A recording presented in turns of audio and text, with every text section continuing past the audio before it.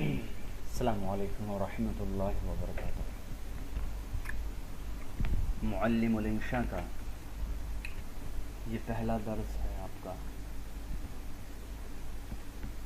اس کتاب کو لکھنے کی جو خاص بات ہے اور اس کتاب کو پڑھانے کے پیچھے جو مقصد ہے وہ صرف اتنا ہے کہ جو کچھ بھی آپ نحو صرف کے اندر پڑھتے ہیں اس کی ایک مکمل پریکٹس ہو جاتی ہے، بہت اچھے انداز میں اس کی مشق ہو جاتی ہے، اور میرا یہ یقین ہے کہ اگر کوئی بھی طالب علم معلم الانشاء کے 2 جلد ہیں، اگر دونوں جلدوں کو بہت اطمینان کے ساتھ اچھے طریقے سے اگر پڑھ لے تو پھر عربی پڑھنے میں، عربی بولنے میں، عربی سمجھنے میں کبھی بھی اس کو کبھی کسی بھی قسم کی کوئی پریشانی انشاءاللہ کبھی نہیں آئے گی، کیونکہ اس کی جو ترتیب بنائی گئی ہے اس کتاب کی وہ نحو کے ہر ایک چھوٹے بڑے ٹاپکس کے جو باریکیاں ہیں اس کو سامنے رکھ کر کے بنایا گیا ہے۔ مثال کے طور پر اگر مضاف مضاف الیہ والا چیپٹر آپ پڑھتے ہیں نحو کے اندر،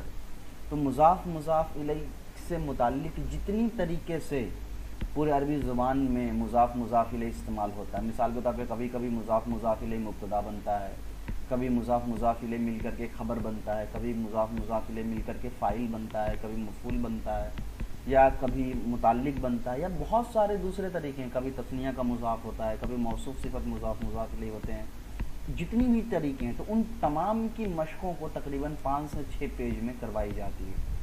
تو اس سے یہ فائدہ ہوتا ہے کہ اس کتاب کو اگر آپ مکمل پڑھ لیتے ہیں تو ہر ایک جو ٹاپک آپ نے نحو صرف میں پڑھا ہے، مضاف مضاف الیہ کا ہو، موصوف صفت کا ہو، مفرد مرکب کا ہو، واحد تثنیہ جمع کا ہو، معرفہ نکرہ کا ہو، وہ ساری کی ساری پریکٹس آپ کو اس میں ہو جائیں گی۔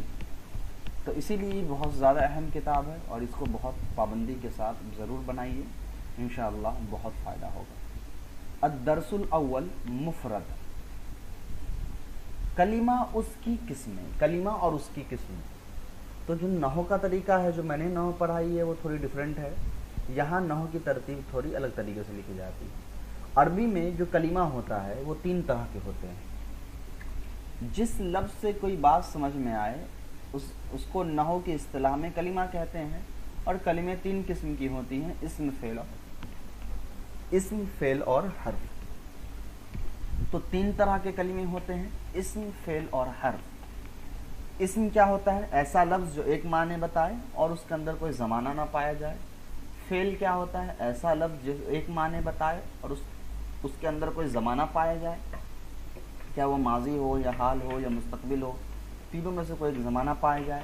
اور حرف ایک ایسا کلمہ ہے جس کا نہ اپنا کوئی معنی ہوتا ہے نہ اس کے اندر کوئی زمانہ پایا جاتا ہے۔ تو یہ تو میں نے مطلق تعریف بتائی، اب یہاں کی تعریف دیکھ لیجیے۔ اسم اس کلمے کو کہتے ہیں جس سے کسی آدمی یا جانور یا جگہ یا چیز یا کسی کا نام سمجھ میں آئے اور اس کے اندر ماضی، حال اور مستقبل میں سے کوئی زمانہ نہ پایا جائے، جیسے خالد آدمی کا نام ہے، قرآن کوئی کتاب کا نام ہے، فرس جانور کا نام ہے، لکھنؤ جگہ کا نام ہے، شجر چیز کا نام ہے، ابریق چیز کا نام ہے، قراتو کام کا نام، پڑھنے کا نام ہے۔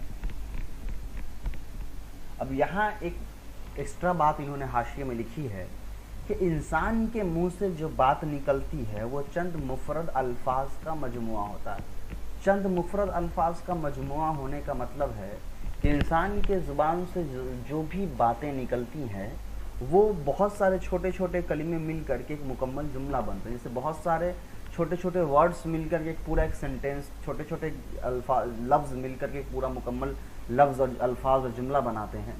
وہ اسی بات یہاں لکھ رہے ہیں کہ انسان جو کچھ بھی کہتا ہے وہ ایک ایک لفظ جو ہوتا ہے آپس میں جڑے ہوتے ہیں اور تب جا کے وہ بہت بڑا مجموعہ جو ہے الفاظ بن جاتا ہے۔ اگر ان الفاظ کو ہم ایک دوسرے سے الگ کر دیں تو ہر لفظ مفرد کہلائے گا، جیسے راکبہ خالد علی الحصان، تو راکبہ ایک لفظ ہے، خالد 2 لفظ ہے، علی 3 لفظ، حصان 4 لفظ ہے۔ تو ان 4 الگ الگ لفظ تھے، ان کو آپس میں جوڑ کر ایک مکمل جملہ بنایا گیا۔ اگر ان کو الگ الگ کر دے تو راکبہ الگ، خالدن الگ، علی الگ، حصان الگ ہو جائے گا۔ یہ ایک جملہ ہے جو 4 لفظوں سے مرکب ہے۔ اگر ان میں سے کسی ایک کو یا ہر ایک کو الگ الگ کر دے تو الگ الگ لفظ کہلائے گا مفرد اور مجموعہ کہلائے گا مرکب۔ تو یہاں انہوں نے مفرد اور مرکب کو سمجھایا मुफरद एक लफ्ज़ को कहते हैं, मुरक्कब एक से ज़्यादा लफ्ज़ को कहते हैं जो आपस में जुड़े होते हैं। अब आगे आ जाइए। फ़ेल उस कलिमे को कहते हैं जिससे किसी काम का होना या करना समझा जाए, साथ ही ये भी मालूम हो कि वो काम माजी, हाल, मुस्तकबिल तीनों ज़माने में से किस ज़माने में हुआ या होगा। जैसे करा उसने पढ़ा, यकराऊ वो पढ़ता है या पढ़ेगा। करा में ज़माना माजी और यकराऊ में ज़माना हाल और इस्तकबाल दोनों पाए जाते हैं। तो इसम और हर्फ के फ़ेल के माने पता चल गए। अब हर्फ का डेफिनेशन देखिए। हर्फ एक ऐसा कलिमा है जो अपने पूरे माने को बताने में दूसरे कलिमे का मोहताज हो, यानी जब तक इसके साथ कोई दूसरा कलिमा न मिले इसके माने पूरे तौर पर समझ में नहीं आते हैं। जैसे मिन से, इला मतलब होता है तक, फी मतलब होता है में। नोट, अब ये एक्स्ट्रा बात यहाँ पर है, नोट अलिफ लाम तनवीन इजाफत और जर इस्म की अलामत है। अब यहाँ पर इस्म की अलामत इन्होंने एक्स्ट्रा ऐड कर दी है। क्या ऐड कर दी है?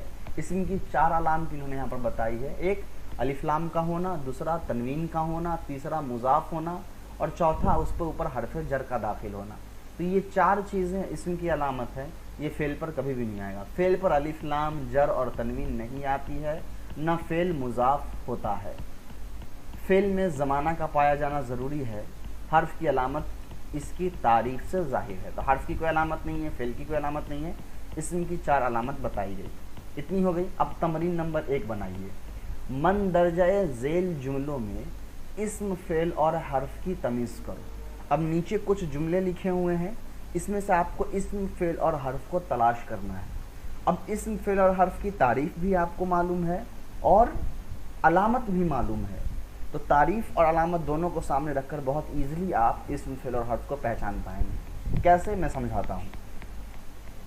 हर्फ को तो आप जानते ही हैं, फ़ी, इला, अला, कुछ ही चंद हैं।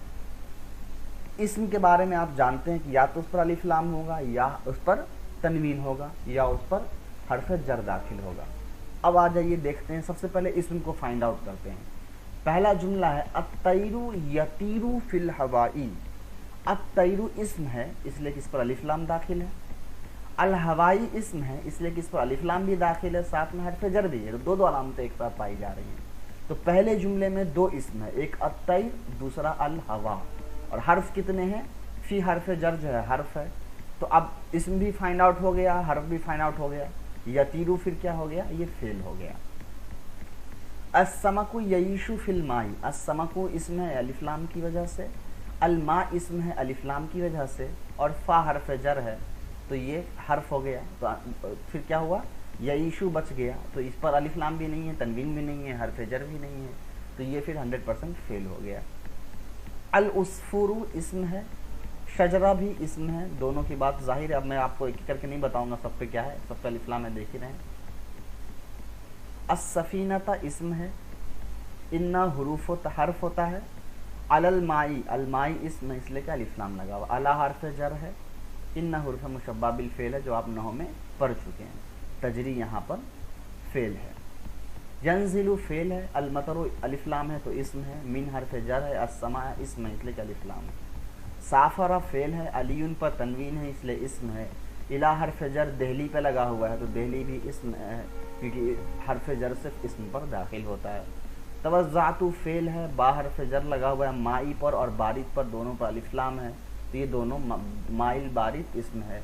सित्तु फेल है। अत्तयूरु पर अलिफ लाम है तो ये इस्म है। बिल बंदूकियती पर अलिफ लाम भी है, बा हर्फ जर भी है तो बा हर्फ जर हर्फ है और अल बंदूकियतु इस्म है। हफीज़ा तिलमीज़ु दरसा तो हफीज़ा फेल है, तिलमीज़ु इस्म है, अदरसा भी इस्म है इसलिए कि दोनों पर अलिफ लाम है। इन्ना हुरूफ मुशब्बा बिल फेल है तो ये हर्फ है। अल्लाह इस्म है, अला हर्फ जर है। कुल्ली इस्म है इसलिए कि अला हर्फ जर जो है सिर्फ इस्म पर दाखिल होता है। शयीन इस्म है इसलिए कि इस पर तनवीन लगा हुआ है। कदीरुन भी इस्म है इसलिए कि इस पर भी तनवीन लगा हुआ है।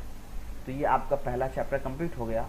दूसरे चैप्टर में हम लोग मारिफा और नकेरा की सारी चीज़ें पढ़ेंगे। तो ये तो मैंने मुख्तसर से सिर्फ क्या किया है, आपको तर्जमा कराया है, और तर्जमा करा कह रहा हूँ, मैंने मुख्तसर से सिर्फ आपको पहचान करवाई है اور تھوڑا سا آپ کو سمجھایا ہے کہ اسم فعل کیسے ہوتا ہے. اب میں ایک بار ترجمہ کر دیتا ہوں، حالانکہ یہاں ترجمہ کرنے کے لیے نہیں کہا گیا ہے، لیکن میں جان بوجھ کے کر دے رہا ہوں کیونکہ یہ بھی ضروری ہے.